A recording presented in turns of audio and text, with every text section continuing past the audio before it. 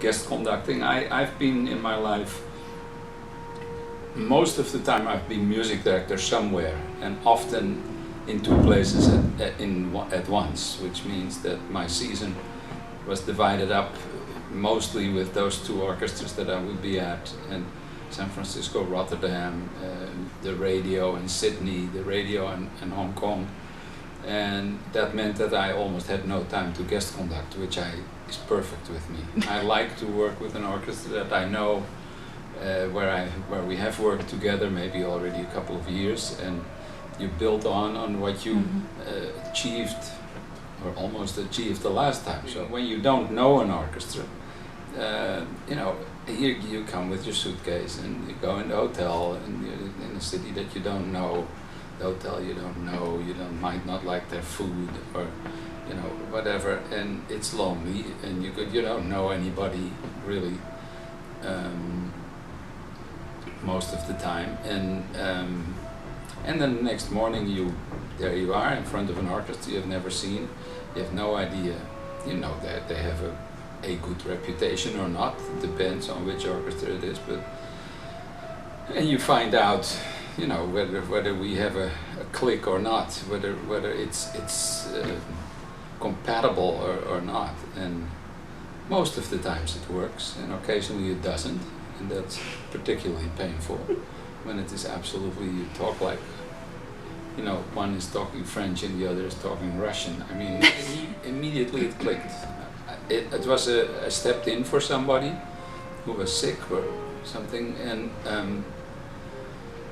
I had never been in San Diego, let alone conducted the orchestra. I hadn't heard the orchestra. I know, of course, Jahja was my assistant in San Francisco for 3 years, way back when we were both young and beautiful.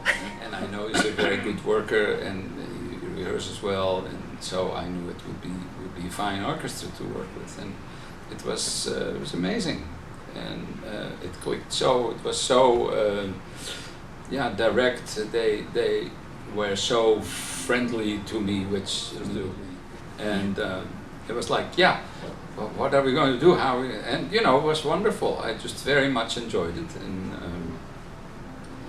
and at that time I already had this engagement now. The John Adams story is that when I started in San Francisco, which was around 1977, I came from Holland.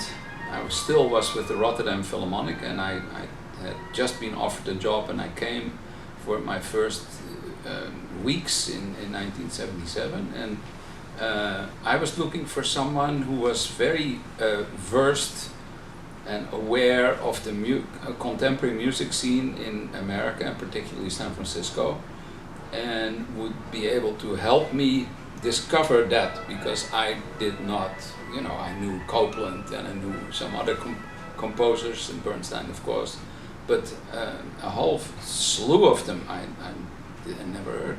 And so I asked around, and then finally the head of the conservatory, who had before said, no, I don't know. And he said, I have this young guy who teaches he's part of the faculty, and he composes a little bit. And his name is John Adams. They gave me the phone number, I called. John came a few days later, and we hit it off right from the beginning. I mean, totally soulmates about what is important in music, what was I looking for. He was so wonderfully helpful and energetic, and 4 or 5 times in that first year, so every 6 or 8 weeks or 10 weeks when I would come back, he had prepared another set of like 8 scores with tapes by all kind of composers that he felt I should know about, and he had written a little blurb about all of them, and then he would sit and play it and put the cassette in and say, now what is interesting with this guy, and so I got a wonderful crash course in American contemporary music, and with it all our friendship grew, and so for like 8-9 months I had never heard his music, never heard a note of his music, and I was getting very worried. I thought, oh, I hope I like it. I hope when he finally plays his music that I don't go, oh, mamma mia, horrible.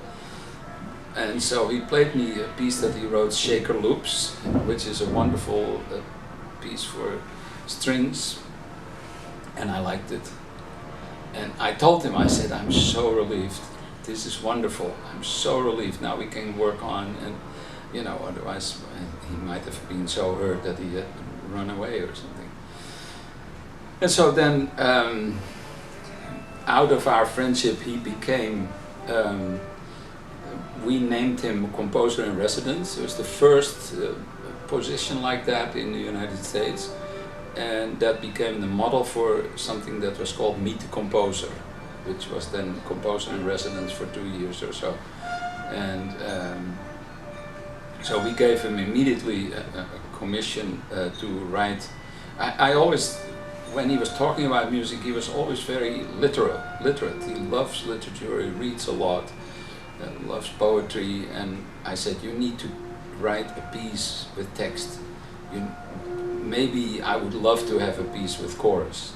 And so he wrote this wonderful piece with chorus called Harmonium, and with 3, one is Emily Dickinson poem, and we premiered it, world premiered it, and it had great success, and it was a marvelous piece. It's hard to do because you need a real good chorus, and not everybody has that, not every orchestra has that. But I've done it since quite a bit, and then I asked him for a piece for orchestra alone that was, we could travel with. So not 4 saxophones and weird electronics so that you can't really, you know. Then I said, you need to write a piece that I can take to places and what other orchestras would like to do also, because it's not, doesn't break the bank. You know, you don't have to spend thousands on amplification and all that. Okay, he is also a practical man, and he wrote this piece, Harmonie leren, and the rest is history. Fantastic.